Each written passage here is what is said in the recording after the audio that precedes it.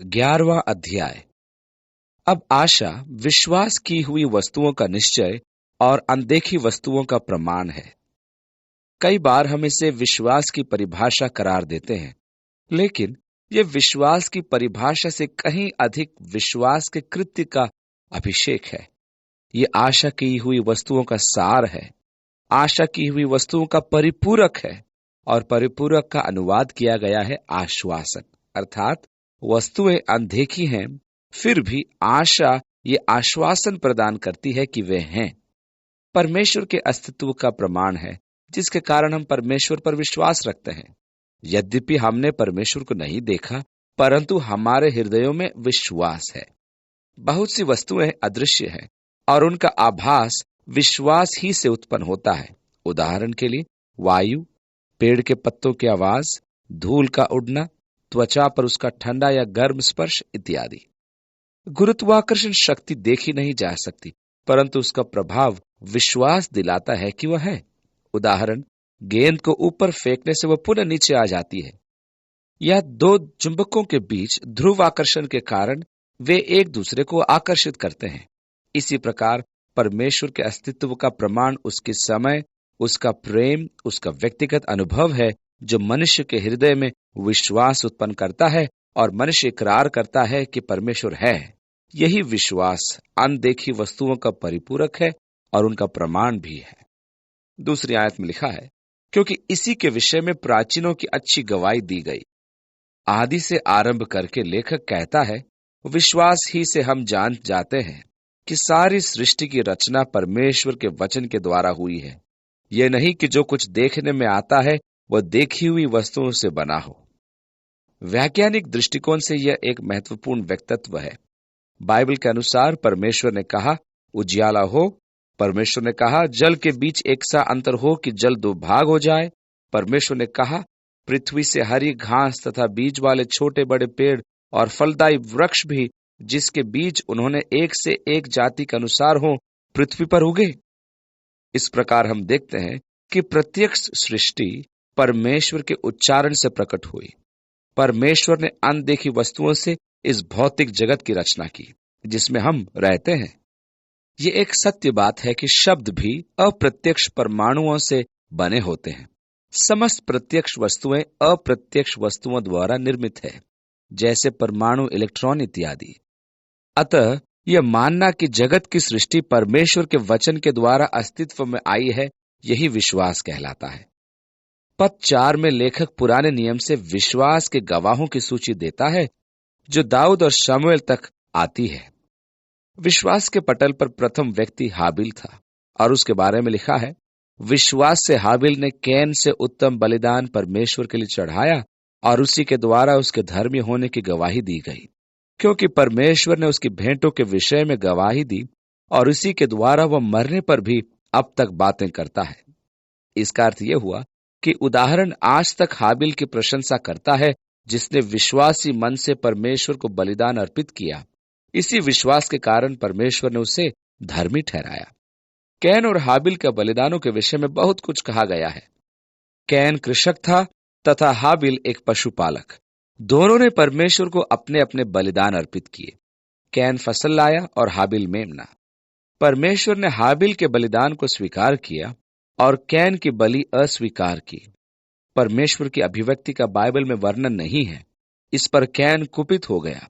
परमेश्वर ने उससे कहा, उसकी बलि के अस्वीकार किए जाने के कारण उसके अंदर पाप आ गया था, जो उसके द्वार पर बैठा था। हाबिल की बलि को स्वीकार किए जाने का कारण रक्त था। यदि ऐसा होता तो परमेश्वर क्यों अन्न बलि को व्यवस्था में निहित करता? बलि के स्वीकार किए जाने का मुख्य कारण रक्त नहीं, परंतु विश्वास जो हाबिल के मन में था और कैन के मन में नहीं था, यही मुख्य कारण था। बहुत से लोग विश्वास के साथ परमेश्वर के समक्ष आते हैं और बहुत से लोग सदाचार के कामों को लेकर परमेश्वर के समक्ष आते हैं। परमेश्वर ने कहा कि मेरे पास आने से पहले अपने पापों से पश्चाताप करो। यीशु ने पहाड़ी उपदेश में मत्ती 5 के अंदर कहा, इसलिए यदि तू अपनी भेंट वेदी पर लाए और वहां तू स्मरण करे कि मेरे भाई के मन में मेरी ओर से कुछ विरोध है, तो अपनी भेंट वहीं वेदी के सामने छोड़ दे और जाकर पहले अपने भाई से मेल मिलाप कर, तब आकर अपनी भेंट चढ़ा। सामान्यतः मसीही जन परमेश्वर की सहभागिता का लघुपथ चाहते हैं और वे अन्य बातों को भूल जाते हैं। परमेश्वर और मनुष्य के मध्य पाप ही तो एक दीवार बना हुआ है, और जब तक पाप का उन्मूलन नहीं होता, सहभागिता संभव नहीं। कैन की विफलता का यही एक कारण था। यहीं से परमेश्वर ने हाबिल के विश्वास के द्वारा उसकी भेंट स्वीकार करी। आगे लिखा है, विश्वास ही से हनोक उठा लिया गया कि मृत्यु को न देखे, और उसका पता नहीं मिला, क्योंकि परमेश्वर ने उसे उठा लिया था, और उसके उठाए जाने से पहले उसकी ये गवाही दी गई थी कि उसने परमेश्वर को प्रसन्न किया। क्या ही महान गवाही कि किसी ने परमेश्वर को प्रसन्न किया। यही मानव जीवन का प्रमुख उद्देश्य है। प्रकाशित वाक्य की पुस्तक के 4 अध्याय में यूहन्ना करूब को परमेश्वर के सिंहासन के पास देखता है, जो परमेश्वर की आराधना करते हुए परमेश्वर के पवित्रता और उसके अविनाशी गुणों की उद्घोषणा करते हैं। 24 प्राचीन सिंहासन के समक्ष साष्टांग प्रणाम करते हैं और अपने मुकुट को फर्श पर डालते हुए कहते हैं कि हमारे प्रभु और परमेश्वर, तू ही महिमा और आराधना और सामर्थ के योग्य है, क्योंकि तू ही ने जब वस्तु सृजी वे तेरी इच्छा से थी और सृजी गई। ये मनुष्य के अस्तित्व का एक तथ्य है कि मनुष्य परमेश्वर की प्रसन्नता के द्वारा ही सृजा गया है। अतः मनुष्य यदि अपनी प्रसन्नता के निमित्त जीवन व्यतीत करता है, वह निरंतर नई नई और भिन्न भिन्न लालसाओं की खोज करता रहेगा। हनोक ने परमेश्वर को प्रसन्न किया, जिसकी गवाही आज तक है।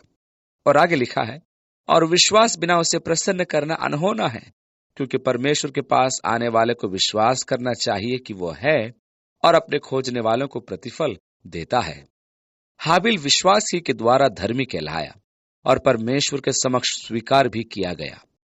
विश्वास ही के द्वारा हनोक उठा लिया गया कि मृत्यु को न देखे, परंतु इससे पूर्व उसकी गवाही थी कि उसने परमेश्वर को प्रसन्न किया था। उसने परमेश्वर को कैसे प्रसन्न किया? उसने विश्वास किया कि परमेश्वर है, और उसके बाद उसने विश्वास किया कि परमेश्वर भला है। वह उन्हें प्रतिफल भी देता है जो यत्न से उसे खोजते हैं। दूसरा उदाहरण नूह का है। आगे लिखा है, विश्वास ही से नूह ने उन बातों के विषय में जो उस समय दिखाई न पड़ती थी, चेतावनी पाकर भक्ति के साथ अपने घराने के बचाव के लिए जहाज बनाया, और उसके द्वारा उसने संसार को दोषी ठहराया और उस धर्म का वारिस हुआ जो विश्वास से होता है। नूह के समय प्रलय इत्यादि नहीं हुआ करते थे। संभव है कि उस समय नमी की एक मोटी चादर पृथ्वी को घेरे रहती थी। यही कारण है कि मनुष्य अंतरिक्ष विकिरण से सुरक्षित होते हुए 900 वर्ष से अधिक जीवित रहता था, और कई पेड़ 70-80 फुट ऊंचे हुआ करते थे। परमेश्वर की वाणी पर विश्वास करके नूह ने जलयान का निर्माण आरंभ कर दिया। उसने लोगों को भी चेतावनी दे दी कि परमेश्वर 40 दिन और 40 रात तक वर्षा करेगा। अब क्योंकि वे लोग वर्षा के विषय में जानते ही नहीं थे, अतः उन्होंने नूह की निंदा की और विश्वास नहीं किया। उनके भी अपने धार्मिक रीति रिवाज और नीति शास्त्र थे, परंतु वे विश्वास से बहुत दूर थे। लेखक के कहने का अर्थ यह है कि कर्म और विश्वास दोनों का मेल है, परंतु विश्वास के बिना कर्म स्वीकार्य नहीं, क्योंकि विश्वास कर्मों को जानता है। अतः जो विश्वास करता है वही सिद्ध कार्य कर सकता है, जैसे कि नूह का विश्वास और उसके कार्य। 8वीं आयत में, विश्वास ही से इब्राहिम जब बुलाया गया तो आज्ञा मानकर ऐसी जगह निकल गया जिसे मिरास में लेने वाला था, और यह न जानता था कि मैं किधर जाता हूं, तो अभी वह निकल गया। परमेश्वर ने अब्राहम को बुलाया और वह तुरंत निकल पड़ा। उसने परमेश्वर से प्रश्न नहीं किया कि कहां जा रहा हूं। आज परमेश्वर के बुलावे पर अनेक प्रश्नों की बौछार की जाती है। कहां, कैसे, क्यों, कब तक इत्यादि। फिलिप्पुस को आत्मा ने कहा कि वह गाजा जाए। वह जागरण सभा में था और वह बपतिस्मा दे रहा था, परंतु वहां से तुरंत निकल गया। फिलिप्पुस को अपना गंतव्य तो ज्ञात था, परंतु इब्राहिम को तो वो भी नहीं मालूम था।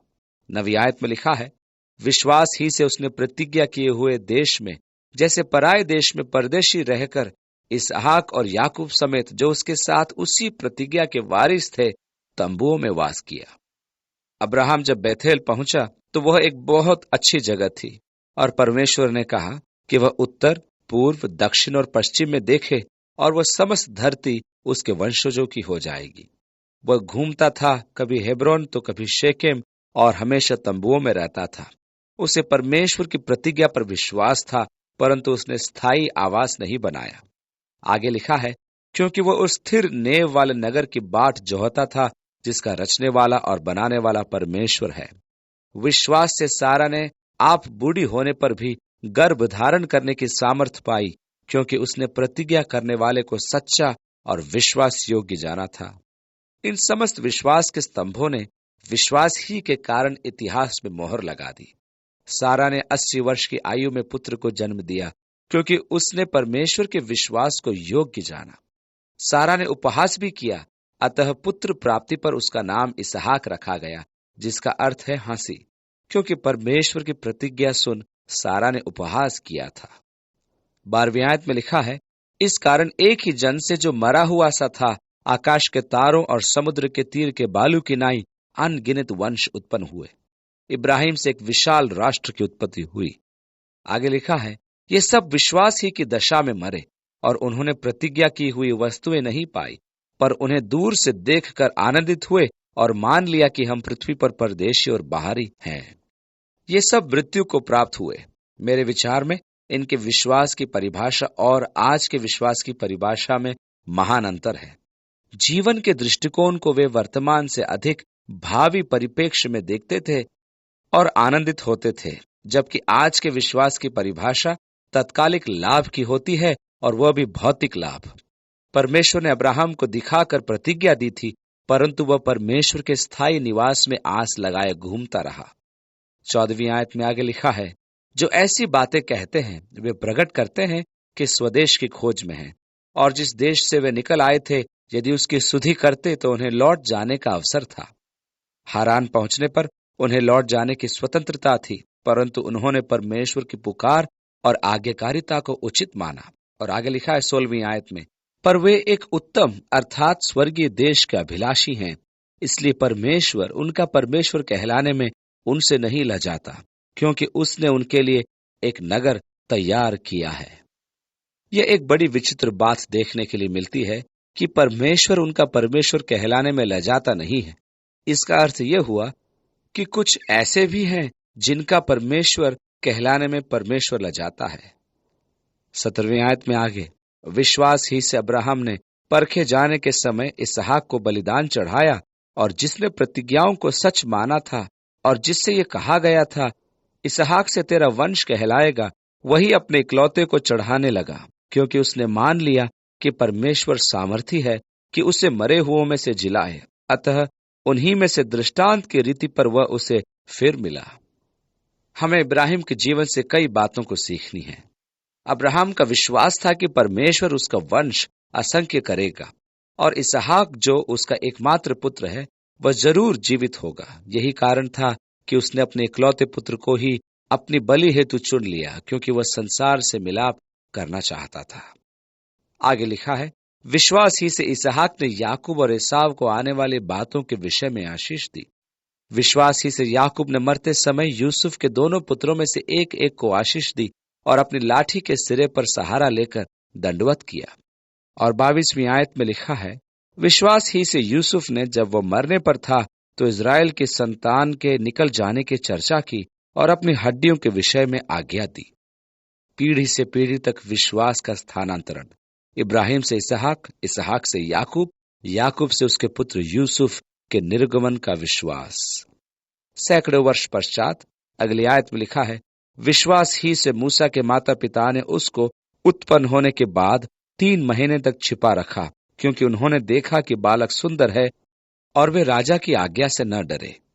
फिरौन ने इज़राइल की जनसंख्या में उत्तरोत्तर वृद्धि देखकर डर कर यह आज्ञा निकाली कि मिस्र में यहूदियों के बीच में 2 साल से नीचे हर पुरुष बालक को मार दिया जाए। परंतु मूसा सुंदर था, अतः उसके माता पिता ने उसे छिपा लिया। बाद में उसे फिरौन की पुत्री ने गोद लिया था और उसका पोषण कर उसे शिक्षा प्रदान की, परंतु मूसा ने उस वैभव को त्याग दिया। 24 में लिखा है, विश्वास ही से मूसा ने सयाना होकर फिरौन की बेटी का पुत्र कहलाने से इनकार कर दिया, इसलिए कि उसे पाप में थोड़े दिन के सुख भोगने से परमेश्वर के लोगों के साथ दुख भोगना और उत्तम लगा। मूसा के समक्ष 2 चुनाव थे, भोग विलास अर्थात परमेश्वर का त्याग और कष्ट वहन अर्थात परमेश्वर का इकरार। आखिरकार उसने परमेश्वर को चुना और परमेश्वर ने उसे अपना नाम भी बताया। 26 में लिखा है, और मसीह के कारण निंदित होने को मिस्र के भंडार से बड़ा धन समझा, क्योंकि उसकी आंखें फल की ओर लगी थी। विश्वास ही से राजा के क्रोध से न डरकर उसने मिस्र को छोड़ दिया, क्योंकि वह अनदेखे को मानो देखता हुआ दृढ़ रहा। यही है आशा की हुई वस्तुओं का निश्चय और अनदेखी वस्तुओं का प्रमाण। और यही एक विश्वासी की आशा भी है और जीवन का उद्देश्य भी। जीवन में बड़े से बड़े भय एवं रुकावटें आती हैं, परंतु परमेश्वर को निहारने वाला रुकता नहीं, जैसा कि मूसा फिरौन की शक्ति से विचलित नहीं हुआ। आगे लिखा है, विश्वास ही से उसने फंसे और लोहू छिड़कने की विधि मानी कि पहलौठों का नाश करने वाले इज़राइल पर हाथ न डाले। अंतिम विपत्ति में मिस्र के पहलौठों को मारा जाना था। जिन घरों के द्वार पर मेमने का रक्त था वे मारे नहीं गए, अर्थात उनके पहलौठों को जीवन दान दिया गया। यीशु के रक्त ने भी विश्वासियों को मृत्यु से निकालकर जीवन दान दिया, अर्थात जहां हमारा रक्त बहाया जाना था वहां उसने अपना रक्त बहाया। आगे लिखा है, विश्वास ही से वे लाल समुद्र के पार ऐसे उतर गए जैसे सूखी भूमि पर से, और जब मिस्रियों ने भी वैसा ही करना चाहा तो वे सब डूब गए। अब मूसा का उत्तराधिकारी यहोशू था और उसके बारे में लिखा है, विश्वास ही से यरीहो की शहरपना जब 7 दिन तक उसका चक्कर लगा चुके तो वह गिर पड़ी। इसी शहरपना में वास करने वाली राहाब थी जिसने इजरायलियों के गुप्तचरों की रक्षा की थी, और उसके बारे में लिखा है, विश्वास ही से राहाब वैश्या आज्ञा न मानने वालों के साथ नाश नहीं हुई, इसलिए कि उसने भेदियों को कुशल से रखा था। लेखक आगे कहता है, अब और क्या कहूं, क्योंकि समय नहीं रहा कि गिदोन का और बाराक और सिमसोन का और यिफ्ता का और दाऊद और शमूएल का और भविष्यद्वक्ताओं का वर्णन करूं। ये सब न्यायों के युग में रहते थे, केवल दाऊद राजा बना। यह रुचिकर है कि दाऊद के नाम के उल्लेख से अधिक लेखक कुछ नहीं कहता है। और उसके आगे लिखा है, इन्होंने विश्वास ही के द्वारा राज्य जीते, धर्म के काम किए, प्रतिज्ञा की हुई वस्तुएं प्राप्त की, सिंहों के मुंह बंद किए, आग की ज्वाला को ठंडा किया, तलवार की धार से बच निकले, निर्बलता में बलवंत हुए, लड़ाई में वीर निकले, विदेशियों की फौजों को मार भगाया, स्त्रियों ने अपने मरे हुओं को फिर जीवते पाया, कितने तो मार खाते खाते मर गए और छुटकारा न चाहा, इसलिए कि उत्तम पुनरुत्थान के भागी हों। ये उनके जीवनों का प्रकाशमान पक्ष है, परंतु विश्वास के स्तंभों ने पराजय और निरुत्साह भी देखे थे। विश्वास के स्तंभ होने का अर्थ यह नहीं कि जीवन में अंधकार के पल कभी नहीं होते, ऐसा नहीं है।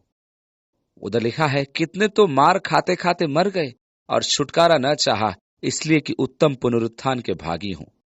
परंतु आज विश्वास की यह शिक्षा है कि विश्वास करो तो परमेश्वर तुम्हें सब आशीष देगा और सब प्रकार से मुक्ति दिलाएगा।